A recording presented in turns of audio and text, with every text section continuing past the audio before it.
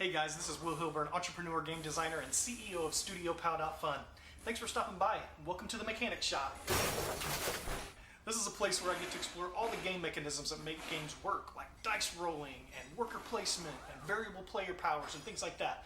So each week we're going to spend about 5 or 10 minutes just kind of diving into a mechanism, kind of checking out its history, and then see how it has evolved throughout the years to kind of place us where we are in the gaming space today. So I hope you guys will stick around. Check out this next video. Okay guys, so check this out. If you dig around online, especially on BGG or boardgamegeek.com, if you're not familiar with that website, you need to be, and if you're into games, you need to check it out immediately because it's literally the best place to go to find out anything about board games. So I absolutely love this website. Again, it's boardgamegeek.com. So if we go to their browsing feature and we go and we look at mechanisms, okay, there's dozens of mechanisms that we're going to explore on this channel. The first of which is worker placement, which as I started to do some kind of research on this, I realized, and it makes perfect sense to me now, that actually worker placement is really just a kind of thematic version of action drafting. So the way that worker placement is described on BoardGameGeek, I'll just read it straight verbatim. It says, a stylized form of action drafting. Players place tokens, typically the classic person-shaped meeple, to trigger an action from a set of actions available to all players, generally one at a time and in turn order.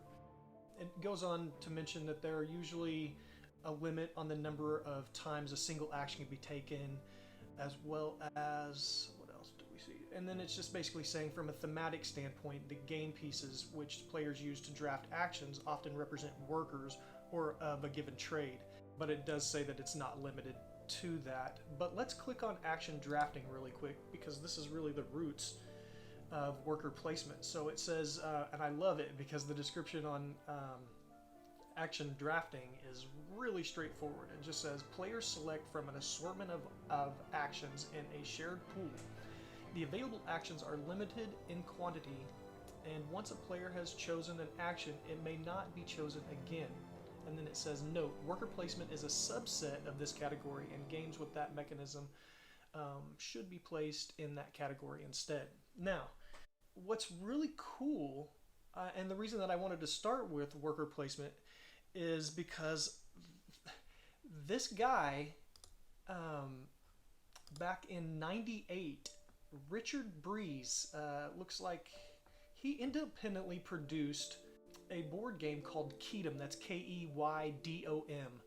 And Keydom was basically the first worker placement game, you know, so which I just think that's amazing because, you know, something like dice have been around through various cultures, many years, so we see dice appearing all over the world, but in our lifetime, you know, we've seen the invention of a mechanism that has become very, very popular. So just kind of a quick overview, it just says about Keydom, it just says independently produced by British game designer Richard Breeze. The 300 copies of this game sold within hours at its initial offering in Essen 1998. Players represent a family of medieval professionals, such as stonemasons or fishermen.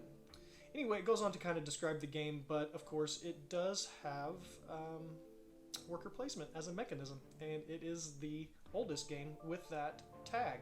Okay, so it looks like the next games to come out in that kind of that are experimenting around with the worker placement was a game called Bus in 1999.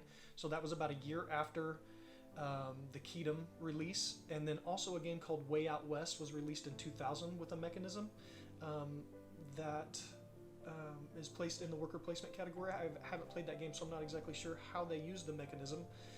But also, you know, I didn't get introduced to the worker placement mechanism until Agricola, and that may be sad to say, but I read that rule book, or at least the first few pages of that rule book, a couple of times before I really realized exactly what was happening because the mechanism is so simple.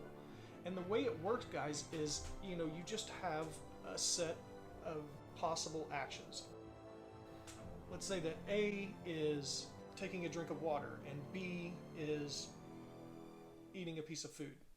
So if it was a two-player game, I would place my piece first, and I would choose between those two actions. Once I've placed, that sort of blocks the other player from being able to take that other action, so they are forced to take one of the other actions that I didn't take. And that's kind of the basic premise around the mechanism.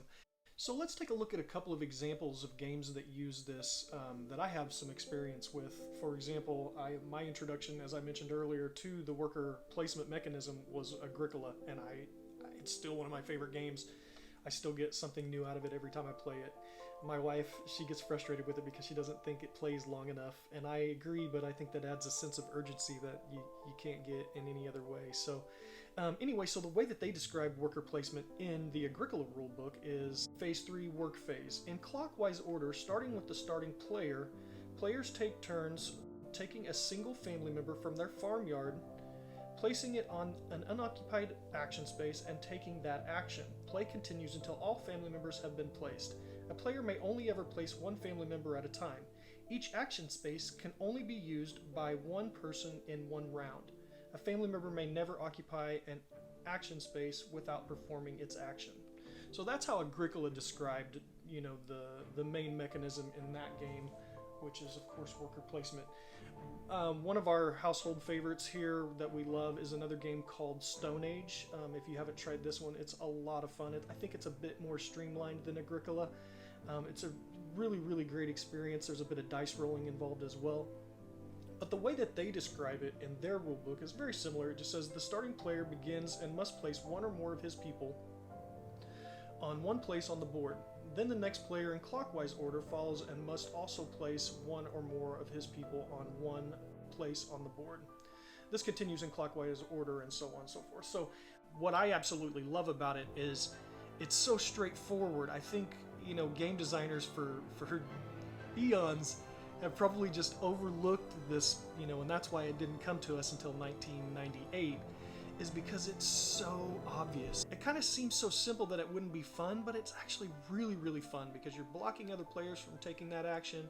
You're also kind of, building up the resources and things that you need to be successful in the game, and it's just a lot of fun. Guys, for a moment, let's look at the popularity of worker placement, kind of compared to other mechanisms that we find.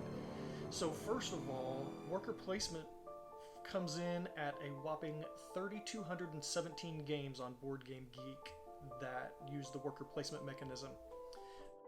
Comparatively, something like hand management has more than 20,000, and dice rolling has more than 37,000 board games that use that mechanism.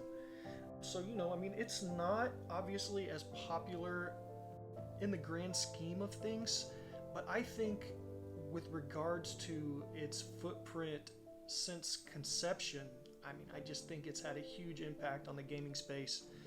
There have been a ton of games that have really innovated the worker placement mechanism, and I love to play around with the worker placement mechanism as well. I have a couple of games that utilize that mechanism. And so, guys, that's kind of a summary of worker placement. I hope you got something out of this video. This is the very first one in a series, so I know they're going to get better and better as we progress. Anyway, guys, thank you so much for stopping by the shop. See you next week.